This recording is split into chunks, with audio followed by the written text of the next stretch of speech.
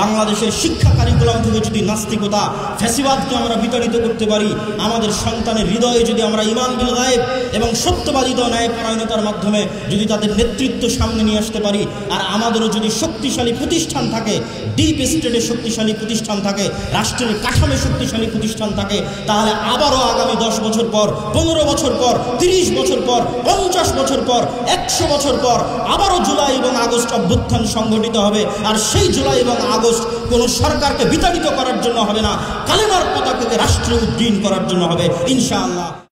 আসসালামু আলাইকুম ওয়া রাহমাতুল্লাহি ওয়া বারাকাতুহু। আলহামদুলিল্লাহি ওয়াহদাহু ওয়াসসালাতু ওয়াসসালামু আলা মান লা নাবিয়্যা বা'দা। প্রশংসা মহান আল্লাহ, শান্তি অবতীর্ণ হোক সর্বশেষ সর্বশ্রেষ্ঠ রাসূল আহমদ মুহাম্মদ মুস্তাফা সাল্লাল্লাহু আলাইহি ওয়াসাল্লামের প্রতি।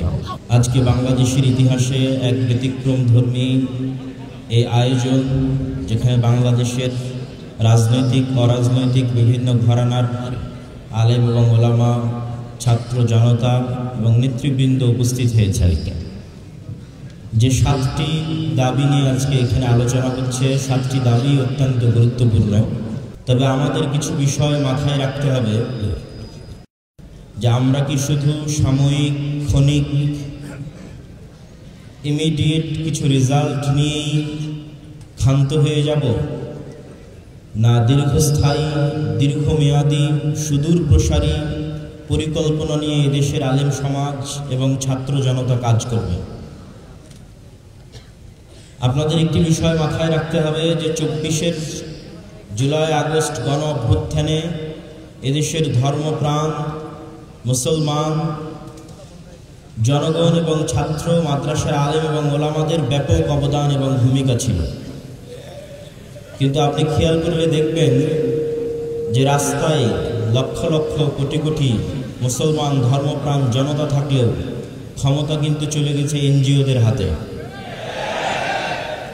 তার কারণ হচ্ছে আমরা ভোটার হিসেবে, সাধারণ জনগণ হিসেবে আমাদের সংখ্যা এবং আমাদের সমর্থন লক্ষ লক্ষ কোটি কোটি হলেও রাষ্ট্রের যে ডিপ স্টেট আছে, রাষ্ট্রের যে মূল স্টেক হোল্ডার আছে, সেই জায়গায় আমাদের কোনো শক্তিশালী প্রতিষ্ঠান আমরা তৈরি করতে পারি না। এই শক্তিশালী প্রতিষ্ঠান তৈরি করতে না পারার কারণে কোনো উদ্যোগ ঘোষণা হওয়ার পর আমরা আজীবন শুধু প্রতিবাদী করে গেলাম, নিজেরা কোনো উদ্যোগ নিয়ে বাস্তবায়ন করতে পারলাম না। যেমন ছাত্র জনতার রক্তের উপর যে সরকার তৈরি হয়েছে, সেই সরকার প্রাথমিক বিদ্যালয়গুলোতে কোরআন শিক্ষার ব্যবস্থা না করে গানের শিক্ষার অনুমোদন দিয়েছিল।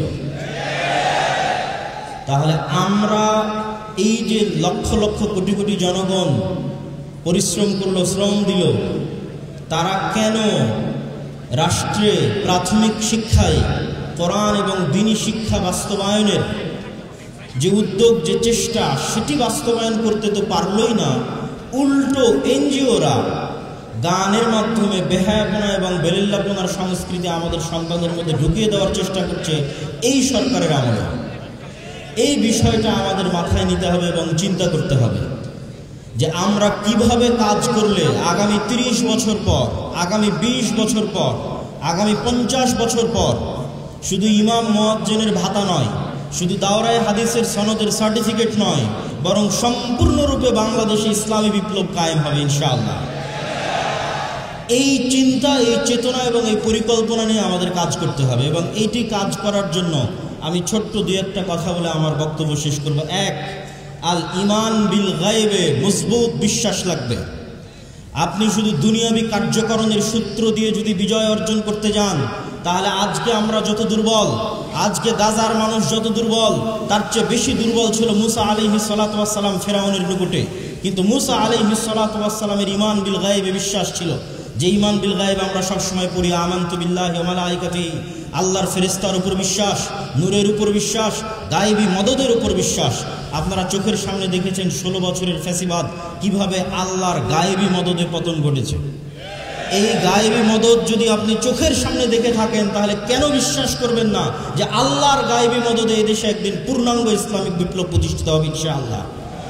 এটার উপর আপনার ইয়াকিন থাকতে হবে যে আল্লাহ সুবহানাহু ওয়া তাআলা চাইলে আপনাকে সাহায্য করতে পারে। 2, প্রকৃত নেতৃত্বের বিকাশ ঘটানো। প্রকৃত নেতৃত্ব কোথায় থেকে আসবে? ন্যায়পরায়ণতা এবং সত্যবাদিতা হচ্ছে নেতৃত্বের অঙ্কুরোদ্গম, নেতৃত্বের বীজ ঘর। আল্লাহ যত নবী, যত রাসূল পাঠিয়েছে, প্রত্যেক নবী, প্রত্যেক রাসূল জন্মগত সত্যবাদী, জন্মগত আমানতদার, জন্মগত ন্যায়পরায়ণ। মূসা আলাইহিস সালাম যদি বানু ইসরাঈলদের সাথে বড় হতেন, উনিও বানু ইসরাঈলের স্বভাবে প্রভাবিত হতেন, কেননা গোলামের স্বভাব সবসময় সংকীর্ণ মনে হয়। এই জন্য মূসা আলাইহিস সালামকে আল্লাহ ফেরাউনের বাড়িতে লালিত পালিত করেছে, যাতে মূসা আলাইহিস সালামের সত্যবাদিতা, ন্যায়পরায়ণতা, আমানতদারিতায় চুল পরিমাণ কমতি তৈরি না হয়। কিন্তু দুঃখজনক হলেও সত্য, আমরা আজকে যারা মসজিদ মাদ্রাসার সাথে সম্পৃক্ত আছি, আমরা আজকে যারা আলেম ওলামা আছি, তারা আমাদের সমাজে যেহেতু অর্থনৈতিকভাবে সংকীর্ণ জীবনযাপন করি, ফলত অনেক ক্ষেত্রে সত্যবাদিতা এবং ন্যায়পরায়ণতার মাপকাঠিতে আমরা উত্তীর্ণ হতে পারি না। আমাদের মাথায়, অনেকের মাথায় দেখবেন গত 16 বছর ওসি, ডিসি, এসপি, মন্ত্রী, মিনিস্টার মুখে দাঁড়িয়ে আছে, কয়েকবার হজ করেছে, ওমরা করেছে, কিন্তু দেখবেন যখন চেম্বারে বসে তখন ঘুষ খায়। তাদের অন্তরে ঈমান প্রবেশ করেনি, মুনাফিকিতে ছেয়ে গেছে। এই জন্য আল্লামা ইকবাল বলেছে, সবক ফিরসে পড় সাদাকাত কা, শুজাআত কা, আদালত কা, লিয়া জায়েগা তুঝসে কাম, দুনিয়া কি ইমামত কা। মুসলমানেরা, আমি আল্লামা ইকবাল ইউরোপ ঘুরেছি, আমি আল্লামা ইকবাল পাকিস্তান, ভারত সব ঘুরেছি, তোমাদের মধ্যে সব আছে। তোমরা আজকে থেকে সত্য বলা শুরু করো, আমানতদার হও, ন্যায়পরায়ণ হও। আল্লাহ তোমাদের শুধু বাংলাদেশের ক্ষমতা দিবে না, সারা পৃথিবীর ক্ষমতা আল্লাহ মুসলমানদের দিবে ইনশাআল্লাহ। সেই স্বপ্ন নিয়ে মুসলমানদের সামনে আগাতে হবে। সম্মানিত উপস্থিতি, এবং সর্বশেষে যে কথাটি আমি বলে আমার আজকের বক্তব্য শেষ করতে চাই, আজকে যতগুলো দাবি এখানে উত্থাপিত হয়েছে তার মধ্যে সবচেয়ে গুরুত্বপূর্ণ যে দাবি বাস্তবায়ন করেই আমাদের ঘরে ফিরতে হবে, সেটা হচ্ছে বাংলাদেশের শিক্ষা ব্যবস্থা। এনসিটিভি কারিকুলাম, শিক্ষা প্রণয়ন কমিটি, শিক্ষা বাস্তবায়ন কমিটি, শিক্ষা কমিশনের নামে যত কিছু আছে, এই প্রত্যেকটাতে এই সরকারকে এবং ভবিষ্যৎ সরকারকে বাধ্যতামূলক ইসলামপন্থী এবং আলেম ওলামাদের জায়গা দিতে হবে।